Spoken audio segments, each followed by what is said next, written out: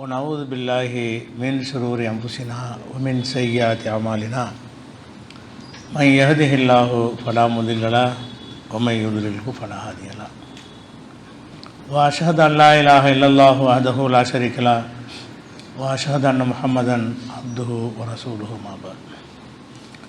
கண்ணியத்திற்குரிய எல்லாம் வல்ல அல்லாஹு ஜல்ல ஷானஹு தஆலாவின் நல்லடியார்களே, கடந்த சில வாரங்களாக இஸ்லாத்தின் பார்வையில் உறைவிடம் என்ற தலைப்பின் கீழே வீடுகள் சம்பந்தப்பட்ட சட்டங்களை நம்ம அறிந்து வந்தோம்.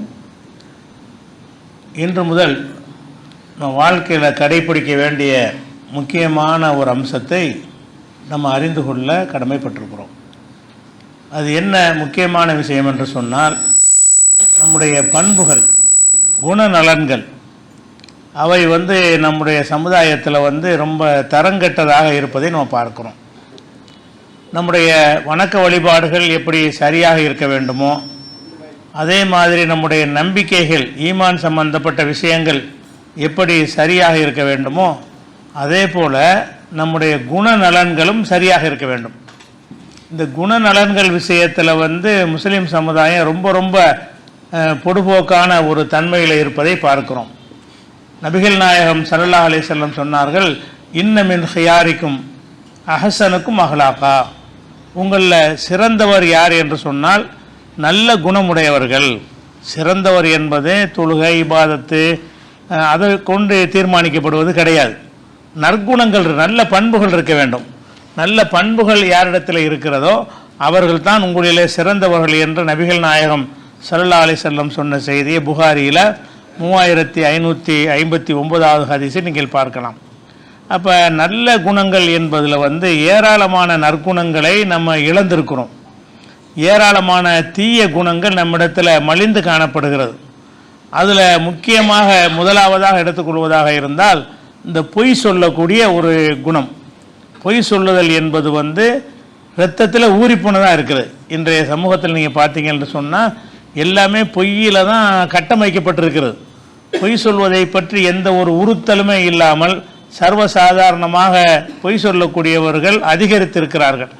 பொய் சொல்வது மார்க்கத்தில் ஒரு குற்றம் என்றோ அதற்கும் அல்லாஹ் தண்டிப்பான் என்பதை விளங்காமல் சர்வசாதாரணமாக பொய் சொல்லக்கூடிய காட்சியை பார்க்குறோம். இன்றைக்கி அந்த ஹதீஸ் கலையில் அறிவிப்பாளரை வைத்து தான் ஹதீஸுகளெல்லாம் எடை போடுவாங்க. அப்படிப்பட்ட காலமாக இன்றைக்கி இருந்துச்சு சொன்னால் நம்ம எல்லாருமே பொய்யர்களில் வந்துடுவோம். ஹதீஸ்களை அறிஞர்கள் இவங்க யார் சொல்லையும் கேட்கக்கூடாது என்று முடிவெடுக்கிற வகையில் நம்முடைய ஒரு 10 மணி நேரம் நம்மகிட்ட பேசுகிறாங்கன்னு சொன்னால் எவ்வளோ பொய்கள் என்று கணக்கு வழக்கு எல்லாம் எடுத்துட முடியும். அவ்வளவு பொய்கள் நம்முடைய வாழ்க்கையில் இருக்கிறது. எதுக்கெல்லாம் பொய் சொல்கிறார்கள், எதனால் இது சொல்கிறாங்கன்னு கேட்டால், பொய் சொல்வதுடைய தீமைகளும் விளங்கலை. சில நேரங்களில் பொய் சொல்ல வேண்டிய தேவையும் ஏற்படுகிறது. அது எது அனுமதிக்கப்பட்டது எது அனுமதிக்கப்பட்டது இல்லை என்ற வித்தியாசம் விளங்கலை என்ற காரணத்தினால என்னதான் இருந்தாலும் நம்ம பொய் சொல்லி தான் தீர வேண்டி இருக்கிறது. பேசாமல் அதை வழக்கமாக ஆக்கிக்கிறோமே என்கிற அளவுக்கு ஆகிட்டாங்க. எதுக்கெல்லாம் பொய் சொல்கிறாங்க, தாங்கள் செய்யாத ஒன்றை செய்ததாக பொய் சொல்லுவாங்க. பொய் எதுக்கு சொல்லுவாங்க, அந்த சாதனையை நான் செய்ததாக சொல்லுவான், அவருக்கு அதை கொடுத்தேன் இவருக்கு இதை கொடுத்தேன் என்று தன்னுடைய செயல்களாக நிறைய பொய்களை கட்டமைக்கிற ஒரு காட்சியை பார்க்குறோம். அப்போ செய்யாததை செய்வதாக சொல்கிற வழக்கம் இருக்குல்ல, இதுக்கு இஸ்லாத்துக்கு நிலைப்பாடு என்ன, இதை நம்ம விரிவாக பிறகு வழங்க இருக்கிறோம். அதே மாதிரி செய்ததை செய்யலைன்னு பொய் சொல்கிறது, செய்யாத ஒன்றையெல்லாம் செஞ்சேன்னு சொல்கிறது, அது ஒரு வகையான பொய் இருக்குது. இன்னொரு பொய் என்னன்னு கேட்டால், இவன் செஞ்சிருப்பான் நான் செய்யவே இல்லைன்றான். ஒரு செயலை செய்து விட்டு இவன் தான் செஞ்சான் என்று தெரியும் பொழுது நான் செய்யவே இல்லை என்று மறுக்கிறான்ல, அப்படியான பொய்களும் சர்வசாதாரணமாக இருக்கிறது. அதே மாதிரி காணாததையெல்லாம் கண்ட மாதிரி பொய் சொல்லுவான். பொய் எப்படி சொல்லுவான், சும்மா எந்த ஒரு நன்மையுமே அதில் இருக்காது. நான் வந்துக்கிட்டு இருந்தேன், பஸ் ஆக்சிடெண்ட்டில் 10 பேர் செத்துட்டாங்கம்மா, அந்த ஒரு பொய்யை பரப்புறல அது ஒரு இன்ட்ரெஸ்ட், அவ்வளோதான். இதில் என்ன நன்மை, நெசமாக நடந்துச்சா இல்லையா அதெல்லாம் கவலை கிடையாது. நம்ம அப்டேட்டாக இருக்கிறோம், நிறைய செய்திகளை தெரிஞ்சு வச்சுக்கிறோன்னு காட்டுவதற்காக பொய்களை பரப்பி அவன் ஒரு அறிவாளியை காட்டிக்கிறான். பொய்களை பரப்பி நம்ம நிறைய நியூஸ்களை கலெக்ட் பண்ணுறோம் அப்படிங்கிற ஒரு பேர் எடுக்கணுங்கிறதுக்காக வேண்டி காணாததை எல்லாம் கண்ட மாதிரி பொய் சொல்கிறது. அது மாத்திரம் இல்லாமல் மார்க்கத்தின் பெயராலே பொய் சொல்கிறாங்க. இது வந்து ரசூல் ஸல்லல்லாஹு அலைஹி வஸல்லம் காலத்துக்கு பிறகு அந்த ஹதீஸ்கள் தொகுக்கப்படாத காலத்தில் சொன்னால் கொஞ்சம் ஏற்றுக்கொள்ளலாம், அதுக்கு கிரவுண்ட் இருந்துச்சு. இன்றைக்கி ஹதீஸ்கள்லாம் தொகுக்கப்பட்டு எல்லாம் நூல் வடிவில் பதிவு செய்யப்பட்டு ரெக்கார்டான பிறகும் கூட அந்த மாதிரி குர்ஆன் ஹதீஸில் இல்லாத செய்திகள் எல்லாம் மார்க்கம் கொண்டு பரப்புகிறாங்க. ஒரு காலத்திலே அதெல்லாம் பரப்பப்பட்டு பொய் என்று அடையாளம் காட்டப்பட்டு விட்டது. அந்த அடையாளம் காட்டப்பட்ட பொய்யை சொன்னால் கூட ஒரு மன்னிச்சிடலாம். என்ன செய்கிறான்னு கேட்டால் அதுலேயும் இல்லாத புது புது செய்திகளை அல்லாஹ்வின் பேர்லையும் நபிகள் பேர்லையும் சொல்லி என்ன செய்கிறான். இந்த இன்றைக்கி உள்ள நவீன காலத்தில் சமூக ஊடகங்கள் எடுத்து பார்த்தீங்கன்னா அதில் மார்க்கத்தின் பெயரால் வருவதில் ஒரு 75% பொய்கள் தான். மார்க்கம்ங்கிற பேரில் வந்து துணிஞ்சு என்ன செய்கிறாங்க, பொய் சொல்கிறாங்க. இது மற்ற பொய்யை விட கடுமையான பொய். இதனுடைய நிலைப்பாடு இஸ்லாத்தில் என்ன, அதையும் நம்ம விளங்க வேண்டியிருக்கிறது. அதே மாதிரி என்ன செய்கிறதுன்னு கேட்டால் நன்மையை நாடி பொய் சொல்லுவாங்க. சில நேரத்தில் இந்த பொய் சொல்வதனால் ஒரு சில நன்மை ஏற்படும் அப்படிங்கிறதுக்காக பொய் சொல்கிறது உண்டு. அப்போ இந்த பொய்களில் வந்து எந்தெந்த வகையில் மார்க்கம் வந்து அதை வந்து லேசாக எடுத்துக்கொள்கிறது, எந்தெந்த விஷயங்களை கடுமையாக எடுத்துக்கொள்கிறது என்பதெல்லாம் நம்ம அறிந்து கொள்ள வேண்டும். இது ஃபஸ்ட்டு விஷயம். இரண்டாவதாக இந்த பொய் சொல்வதனால் ஏற்படுற பொதுவான கேடுகளை, பொய் சொல்வது என்றால் உண்மைக்கு மாறான செய்திகளை சொல்வது. அந்த பொய் சொல்வதனால் ஏற்படுகிற கேடுகளை பொறுத்த வரைக்கும் நம்முடைய அமலை அழிக்கக்கூடிய அளவுக்கு கெட்டது பொய் என்பது. பொய் என்பது நம்ம செய்யக்கூடிய சில அமல்களுக்கு அர்த்தமில்லாமல் ஆக்கணும். நபிகள் நாயகம் ஸல்லல்லாஹு அலைஹி வஸல்லம் சொல்கிறாங்க, இது புகாரில் 1903 ஹதீஸில் இருக்கிறது. மல்லம் ஏதோ கவுல ஜூரி, யார் ஒருவன் பொய் சொல்வதை விடவில்லையோ, உள் அமலபிகி, பொய்யான செயல்பாடுகளை நிறுத்தி கொள்ளவில்லையோ, ஃபலைஸலில்லாஹி ஹாஜத்துன் ஃபி அய்யத தஆமஹு ஷராபஹு, நோன்பு வைத்து கொண்டு அவன் உண்ணாமலும் பருகாமல் இருப்பதனால் அது அல்லாஹ்வுக்கு எந்த தேவையும் இல்லை. நோன்பு வைக்கிற அதுவே ஒரு பெரிய தியாகம். சாப்பிடுவது இல்லை, பருகுவது இல்லை, பெரிய ஒரு தியாகம் செய்து நம்ம நோன்பு வைக்கிறோம். இந்த நோன்புக்கு வந்து பெரிய கூலியும் அல்லாஹ் வந்து வாக்களிக்கிறான். அசோமுலி பான அஜிசி பிஹி, நோன்பு எனக்குரியது, அதுக்கு நானே கூலி தருவேன் என்ற அளவுக்கு அல்லாஹ் வந்து முக்கியத்துவம் கொடுக்கக்கூடிய ஒரு வணக்கம் இது நோன்பு என்பது. அது எதுக்காக உண்டாக்கப்பட்டது? குத்திப அலைக்கும் சியாமும், நோன்பு உங்களுக்கு கடமையாக்கப்பட்டிருக்கிறது. கமா குத்திப அலல்லதீன மின் கபலிக்கும், உங்களுக்கு முன்னுள்ள சமுதாயத்திற்கு கடமையாக்கப்பட்டது போல கடமையாக்கப்பட்டது. எதுக்கு என்று கேட்டால் லல்லக்கும் தத்தக்கும், நீங்கள் இறையச்சம் உடையவர்களாக மாறும். நோன்பு வச்ச நோன்புக்கு நோக்கமே என்ன? நம்மளை பட்டினி போட்டு வதைக்கிறது கிடையாது. இந்த நோன்பின் மூலமாக இறைவனுடைய அச்சம் நமக்கு அதிகரிக்கணும்.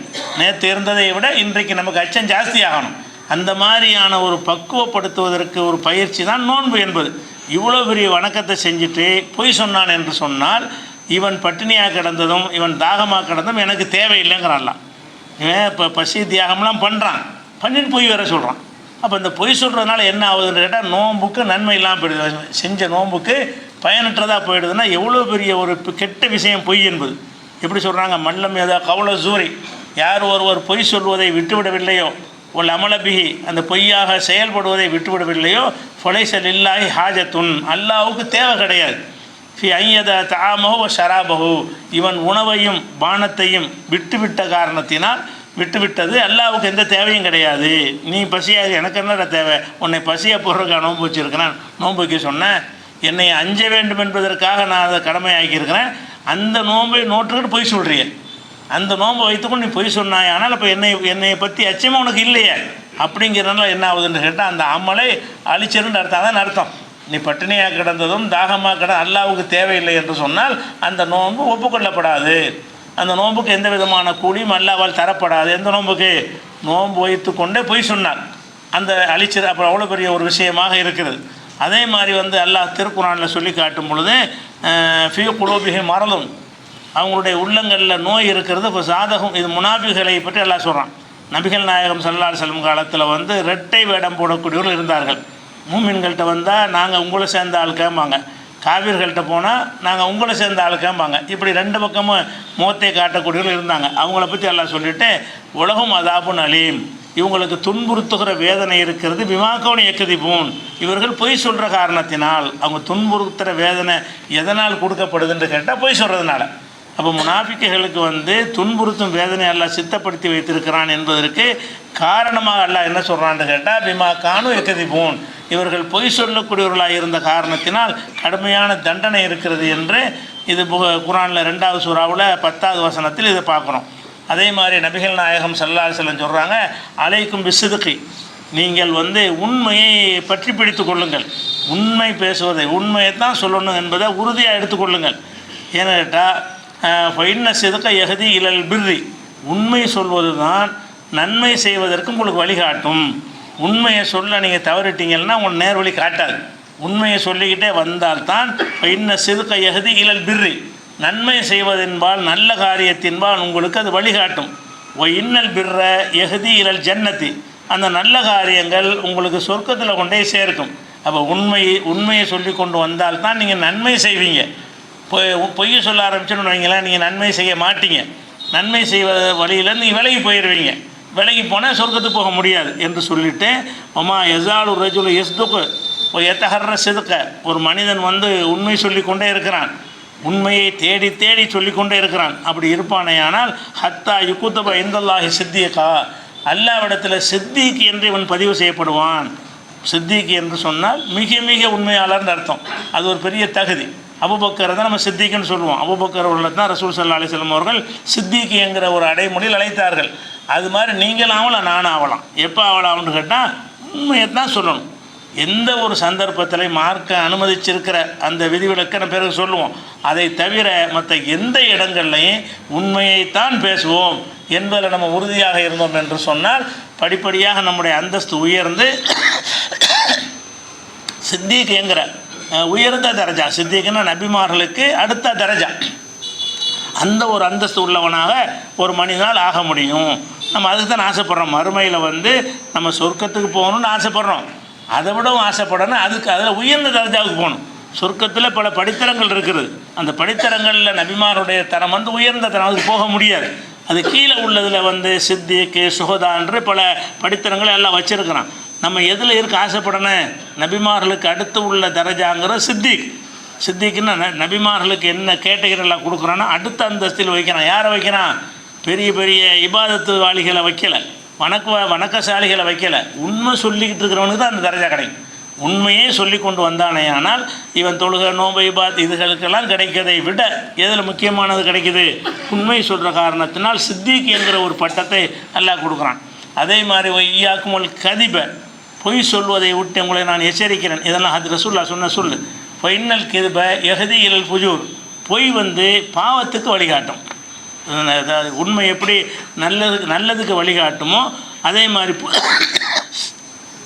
பொய் என்பது பாவத்திற்கு வழிகாட்டும். ஒயின்னல் ஃபுஜூர யஹதி இலன்னார், அந்த பாவம் நரகத்துக்கு வழிகாட்டும்.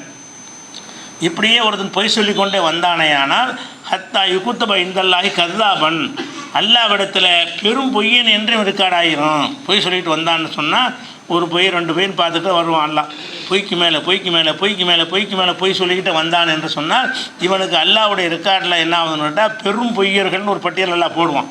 அதில் இடம்பெற்று விடுவார்கள். பெரும் உண்மையாளர்கள்ங்கிற பட்டியலில் உண்மை சொல்கிறவங்க சித்திக்கில் போய் அடங்குவாங்க. சித்திக்கு எதிர்ப்பு தான் கதாப். சித்திக்குன்னா மிக உண்மையாளர்கள், கதாப் என்றால் மிக பெரும் பொய்யர்கள்.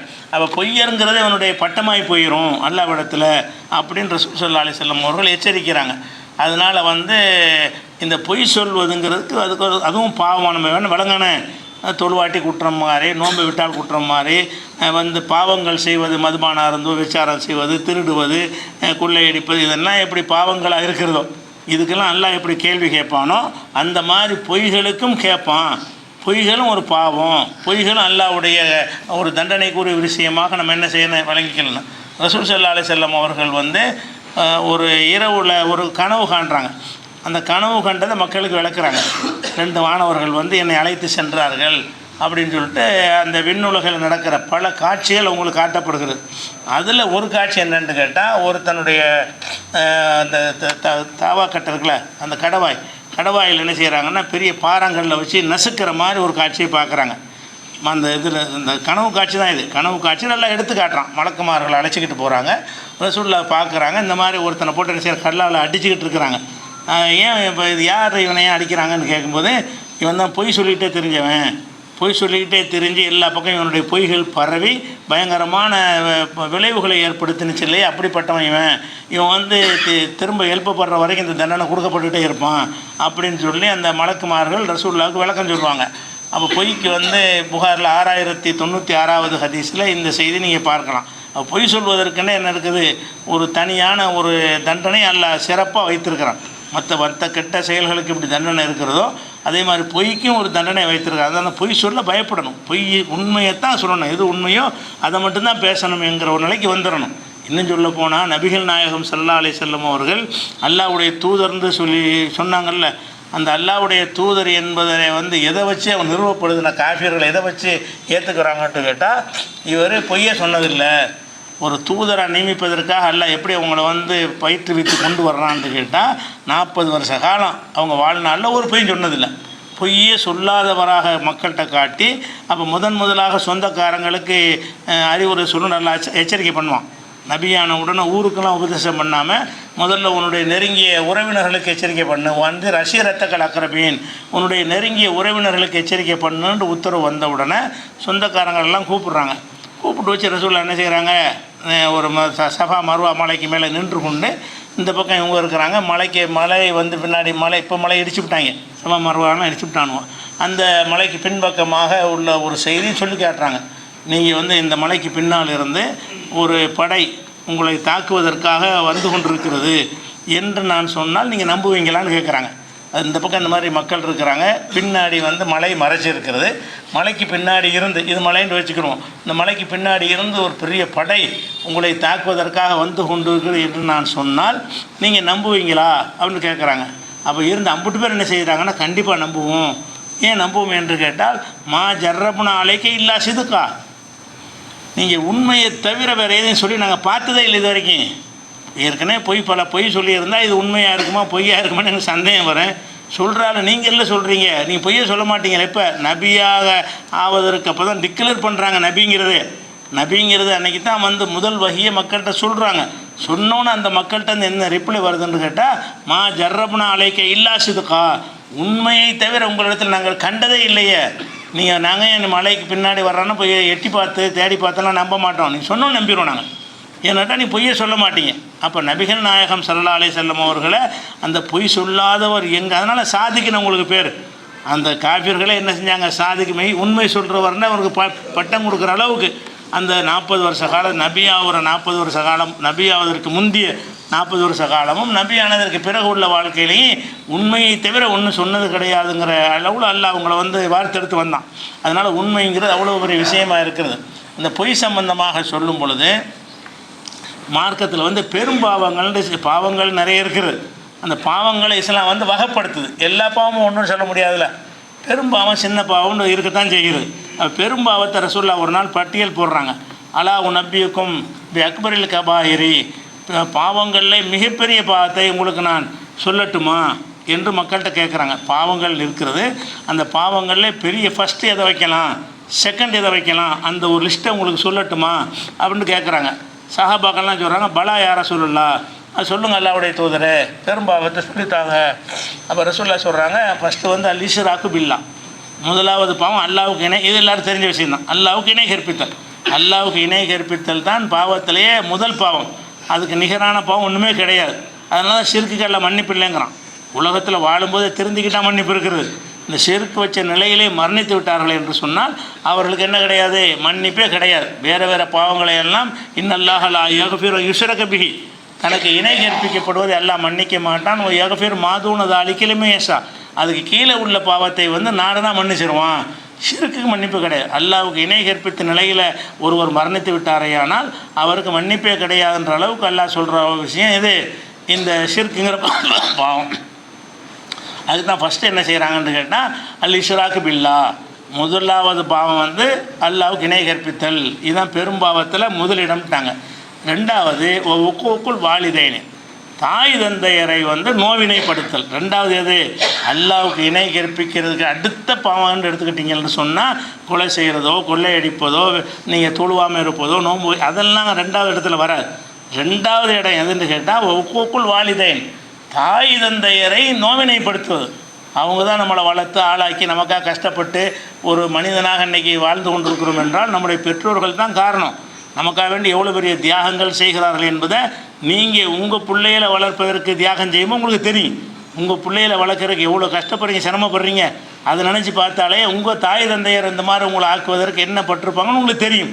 அந்த மாதிரி இருக்கும் பொழுது வந்து அவனுக்குன்னு தனி ஒரு வாழ்க்கை அமைந்த பிறகு தாய் தந்தையரை கவனிக்க மாட்டேங்கிறான்.